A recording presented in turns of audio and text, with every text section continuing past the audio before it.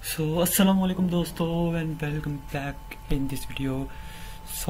आज के इस वीडियो में हम क्या करेंगे कि हम देखेंगे पाइथन के अंदर आगे क्या। तू साइड पे हो जाए भाई। ओके, यहाँ पे पाइथन के अंदर हमने एक 12.py फाइल बना ली है। तो इस फाइल के अंदर हम क्या करेंगे कि हम एक्सेप्शन हैंडलिंग देखेंगे कि अगर मसला आ जाता है हमें किसी प्रोग्राम के अंदर तो उसको किस तरह हैंडल कर सकते हैं। ओके, फर्स्ट ऑफ ऑल तो हम क्या करते हैं यहाँ पे इस तरह करते हैं, हम यहाँ पे इनपुट ले लेते हैं। तो उस इनपुट को हम कर देते हैं यहाँ पे num1 एंड इसको डुप्लीकेट कर लेता हूँ, मैं इसको num2 कर देता हूँ एंड मैं इनको एक वेरिएबल में देता हूँ num2 space equal space and num1 space equal space 30। And यहाँ पे आने के बाद फिर मैं यहाँ पे एक प्रिंट स्टेटमेंट लगाता हूँ एंड यहाँ पे मैं लिखता हूँ दी सम इज एंड यहाँ पे मैं कर देता हूँ प्लस, चाहे तो यहाँ पे कॉम। Okay, maybe because of some reason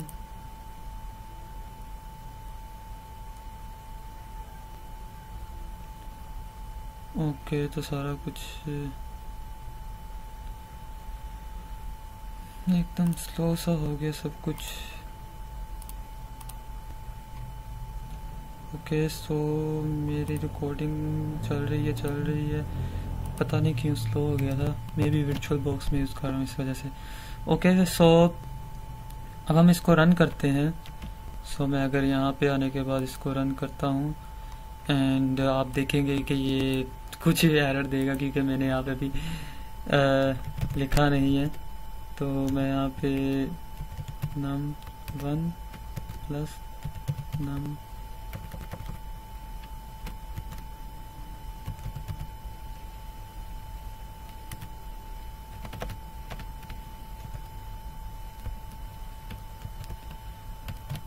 and यहाँ पे प्लस की जगह यहाँ पे कॉमा लगा देता हूँ। कॉमे से भी आप कॉन्कैट कर सकते हैं। इसको रीरन करते हैं, देखते हैं इस बार कोई एरर ना ही दे। मे भी एरर दे मे भी ना दे, वैसे नहीं देगा। ओके, तो यहाँ पे अगर मैं देता हूँ 2 एंड नीचे मैं देता हूँ 2 and int and str। Okay, यहाँ पे इंट लगाना था, मैंने इंट नहीं लगाया। एरर्स तो आएंगे जो मर्जी कर लें। ओके, मैं इसको दोबारा से रन करता हूँ, मैं यहाँ पे 2 एंड 2 करता हूँ। तो यहाँ पे देखिए इसने मुझे कह दिया 4। अब कहीं ऐसा अगर मैं करूँ कि अगर मैं यहाँ पे मेरे से नंबर मांग रहा है, अगर मैं इसे स्ट्रिंग दे दूँ और इसे भी स्ट्रिंग दे दूँ तो यहाँ पे एरर आ गया कि ये जो स्ट्रिंग है इसे नंबर में किस तरह कन्वर्ट करे भाई। इनवैलिड फॉर इंट यानी कि इसको नहीं नंबर में कन्वर्ट कर सकता। तो फिर अब इस तरह की जब कंडीशंस आ जाती है ना, फॉर एग्जांपल अगर मैंने यहाँ पे कोई स्टेटमेंट लिखी है वेरी इम्पोर्टेंट, मीन्स कि अगर हमारा कोई कोड ऐसा है जिसके अंदर कुछ एरर आता है, यानी कि ये जो हमने 3 लाइन्स ऑफ कोड लिखा है इसके अंदर अगर कोई एरर आता है तो ये प्रोग्राम यहाँ पे ही क्रैश हो जाएगा, यहाँ पे रुक जाएगा। यहाँ पे देख सकते हैं इसने मुझे प्रिंट स्टेटमेंट में एरर दिया है तो ये यहाँ पे रुक जाएगा। लेकिन ये जो स्टेटमेंट है, ये जो नीचे कोड लिखा होगा, इसके नीचे जितना भी कोड है, हम चाहते हैं कि वो लाजमी एग्जीक्यूट हो। अगर एरर आए या ना आए लेकिन वो कोड लाजमी एग्जीक्यूट हो, वो बहुत इंपॉर्टेंट हिस्सा है इसके लिए। ठीक है, तो अब आप यहाँ पे देखिए, यहाँ पे एक्सेप्शन आ गई, एरर आ गया और इसने क्रैश कर दिया, ये एग्जीक्यूट नहीं हुआ। अब मैं इसको दोबारा से अगर रन करूं, यहाँ पे मैं इसको दे देता हूँ और इसको दे देता हूँ, तो यहाँ पे देखिए फिर क्रैश हो गया एंड ये यहाँ पे नहीं आया। तो ये तो गड़बड़ होगी यार, हम चाहते हैं कि ये लाजमी यानी कि एग्जीक्यूट हो। वेरी इंपॉर्टेंट लाइन है ये। ओके, अब इस तरह के कंडीशंस में हम क्या कर सकते हैं, तो हम क्या करेंगे कि हम यहाँ पे आएंगे, यहाँ पे आके यूज होता है exception handling and exception handling के अंदर एक चीज यूज होती है, कीवर्ड है उसका ट्राई लिख के अगर आप इस तरह करोगे तो ये टैब दे देगा यहाँ पे। और अगर आप इसको उसके ट्राई के अंदर लेके जाना तो ट्राई के ब्लॉक के अंदर, तो आप इसको सिलेक्ट करें एंड टैब दबाएं तो आप इसके अंदर आ जाएंगे। एंड उसके बाद यहाँ पे एक्सेप्ट, उसके बाद यहाँ पे ई लिखे बड़ा है, एक्सेप्शन यहाँ पे नजर आ गया आपको एज ई, एंड यहाँ पे लिख दे print E. Now maybe it will work. So, अब हमने क्या किया है मैं आपको बताता हूँ। हमने फर्स्ट ऑफ ऑल तो क्या किया है कि हमने उसको कहा भाई ट्राई करो, कोशिश करो कि तुम इसे पूरा का पूरा एग्जीक्यूट करा दो। अगर तुम्हें कोई भी एक्सेप्शन मिलती है, कोई भी एरर मिलता है, कोई भी ऐसी चीज मिलती है जिसकी वजह से तुम उसे पूरा एग्जीक्यूट नहीं करा सकते, तो फिर तुम क्या करो, यहाँ पे लिखा हुआ है एक्सेप्ट, वरना एक्सेप्शन एज मीन्स के जो एरर है तुम्हें, एक्सेप्शन मीन्स जो एरर है तुम्हें उसे क्या करो, उसे एज ई कर दो, मीन के उसे ई के इक्वल कर दो, यानी कि ई इज इक्वल टू कर दो उसे एरर को। ओके, उसके बाद हम क्या कर रहे हैं, हम प्रिंट ई कर रहे हैं। तो अब देखते हैं हमें ये क्या आउटपुट देगा ये इस बार। अगर मैं इसको रन करता हूँ, यहाँ मैं ABC जो भी अल्फाबेट में डाल देता हूँ एंड इसको इस तरह करता हूँ, यहाँ पे देखिए invalid literal for int with base 10। अब यहाँ पे आप देख सकते हैं नीचे वेरी इंपॉर्टेंट लाइन एग्जीक्यूट होगी, उसके साथ साथ उसने हमें एरर भी दे दिया कि इस तरह का एरर आपको आ रहा है, भाई अपना इनपुट जो है वो सही करो। ठीक है, तो अगर मैं इसको दोबारा रन करूं एंड यहाँ पे 2 दे दूं, यहाँ पे 2 दे दूं, तो यहाँ पे देखो एरर मैसेज नहीं आया एंड इसने कह दिया है फॉर, यानी कि इसने पूरा का पूरा इसे एग्जीक्यूट करा दिया, ये एग्जीक्यूट नहीं हुआ एंड उसके बाद ये एग्जीक्यूट हो गया। इसका क्या मतलब, इसका मतलब ये है कि अगर एरर आए तुम्हें तो फिर तुम क्या करो, तुम इसे एग्जीक्यूट कर दो। इफ एल्स जैसा ही है, यानी कि अगर इस चीज में तुम्हें एरर है तो फिर तुम ये एग्जीक्यूट करवा दो, और अगर एरर ना आए तो फिर तुम इसको स्किप कर दो एंड यहाँ पे आ जाओ, इस चीज को एग्जीक्यूट करवा दो। इस तरह की कंडीशन अक्सर नेटवर्क के अंदर यूज होती है, मीन्स के जब आप किसी इंटरनेट से चीज को डाउनलोड कर रहे हो, इंटरनेट पर रिक्वेस्ट मार रहे हो और आपका इंटरनेट कनेक्शन नहीं है, तो इस तरह के फिर एरर्स वगैरह बीच में आते हैं, तो फिर उसको हैंडल करने के लिए ये ट्राई एक्सेप्ट ब्लॉक जो है इसको यूज किया जाता है। या फिर कोई ऐसा प्रोसेस जिसके अंदर आपको पता हो कि आपको एरर्स वगैरह आएंगे। फॉर एग्जांपल जो रिवर्स शेल, अगर आपने कभी सुना है तो आपको पता है रिवर्स शेल जो होता है हर टाइम वो लिसनिंग पे नहीं होता, हर टाइम वो हमसे रिवर्सली बैक रिवर्स में कनेक्ट करने की कोशिश करता है। बट कई बार हमारा पीसी जो है ऑफलाइन भी होता है, मीन्स कि अगर आप हैकिंग के बारे में जानते तो रिवर्स शेल के बारे में जानते होंगे। बल्कि मैं आपको सिंपल वर्ड्स में अगर समझाऊं कि अगर भी आपको कोई भी एरर आया था तो उसको हैंडल करने के लिए ये होता है। फॉर एग्जांपल कोई भी कोड है, मीन्स के अगर आप कोई फाइल क्रिएट करना चाह रहे हैं और फिर आपको एरर, आपका प्रोग्राम क्रैश हो रहा है, तो आप इस तरह लगा के देख सकते हैं कि क्या एरर आ रहा है। हो सकता है आपको उस डायरेक्टरी की, उस फोल्डर की जिसके अंदर आप फाइल क्रिएट कर रहे हैं, परमिशन ना हो आपके प्रोग्राम के पास। इस तरह भी हो सकता है, जिस तरह लिनक्स में होता है कि सूडो के जरिए रन करें या फिर रन एज एडमिनिस्ट्रेटर करें, लिनक्स के अंदर होता है, और लिनक्स के अंदर नहीं, सॉरी विंडोज के अंदर होता है run as administrator, right click करके एंड रन एज एडमिनिस्ट्रेटर।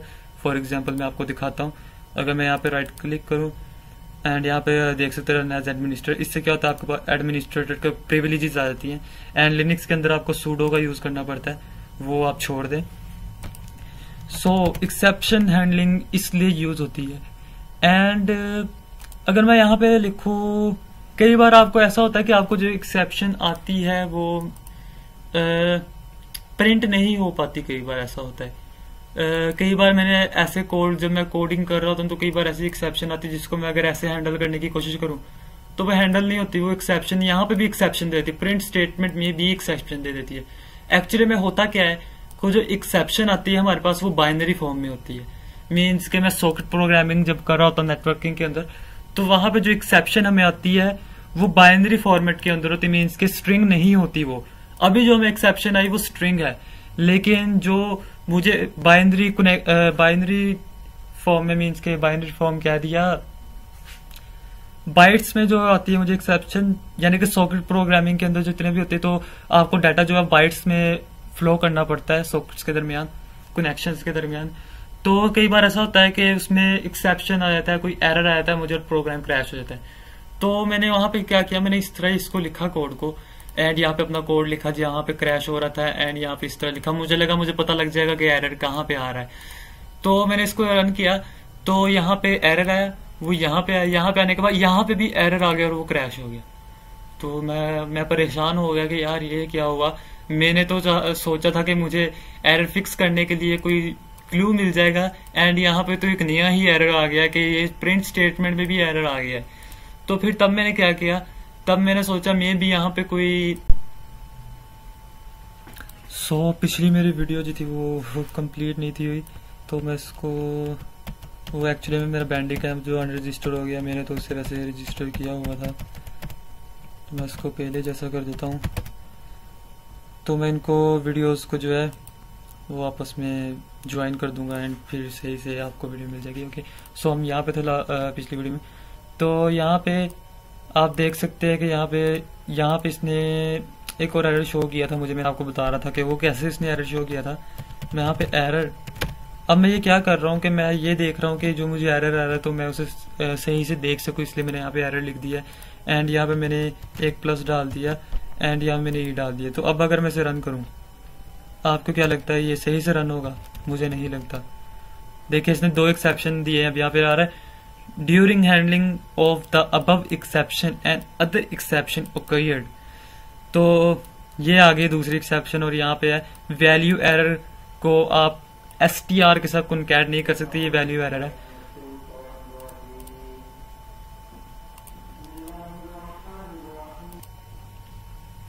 अजान हो रही थी, इस वजह से मैंने पॉज किया था। तो मैं आपको यहाँ बता रहा था कि अगर आप इस तरह लिखते हैं, कई लोग इस तरह लिख देते हैं, मैं भी पहले इस तरह एक बार लिख दिया था ताकि मेरा एक्चुअली में काफी सारा प्रिंट स्टेटमेंट्स एग्जीक्यूट हो रहा था, तो मैंने यहाँ पे एक एरर डाल के इस तरह इसको कॉन्कैट किया ई के साथ ताकि मुझे पता लग जाए कि क्या एरर आ रहा है।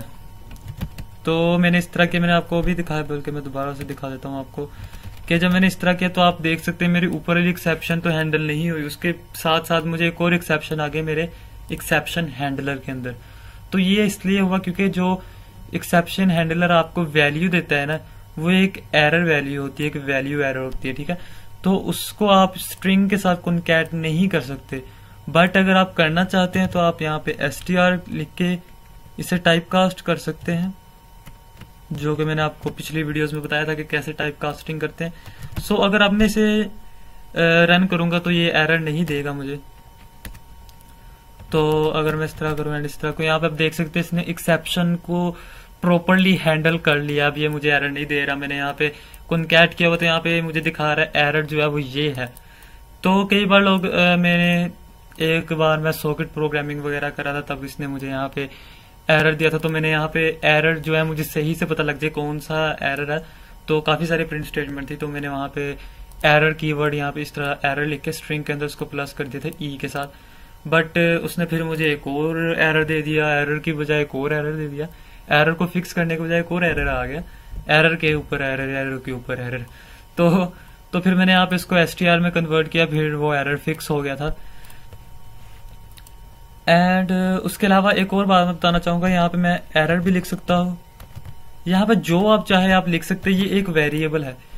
तो एक्चुअली भाई यहाँ पे हम क्या करते हैं, हम कहते हैं कि जो भी तुम्हें एक्सेप्शन है ना, तो उन्हें उस एरर के इक्वल कर देना, एज एरर। अगर आपने इंग्लिश पढ़ी हो तो ये आप सिंपली पढ़ के ही आप अंदाजा लगा सकते हैं कि ये क्या कर रहा होगा कोड।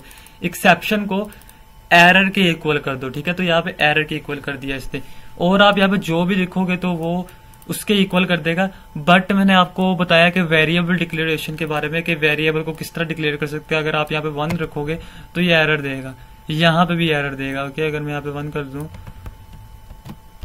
तो मैंने इसे सेव किया है, तो यहाँ पे आप देख सकते हैं इसने अभी रेड कर दिया, वो कह रहा है कि इनवैलिड सिंटैक्स। 1 जो है वेरिएबल का नाम नहीं रख सकते, अंडरस्कोर रख सकते हैं हम। तो अगर मैं यहाँ पे अंडरस्कोर कर दूं एंड यहाँ पे भी अंडरस्कोर कर दूं एंड फिर इसको एग्जीक्यूट कराऊं एंड कोई भी इनपुट दे देता हूँ मैं इसको, एंड आप देख सकते हैं ये सही से वर्क कर रहा है। तो यानी कि वेरिएबल को जिस तरह डिक्लेयर करते हैं उसी तरह आप यहाँ पे भी कोई भी वेरिएबल का नेम लिख सकते हैं एंड ये उसको इक्वल कर देगा, एक्सेप्शन को इक्वल कर देगा उसके, and you can handle the exception. So आज के लिए इतना ही, मिलते हैं नेक्स्ट वीडियो में एंड अल्लाह हाफिज। एंड मैं इसको भी दोबारा रजिस्टर करता हूँ। अल्लाह हाफिज।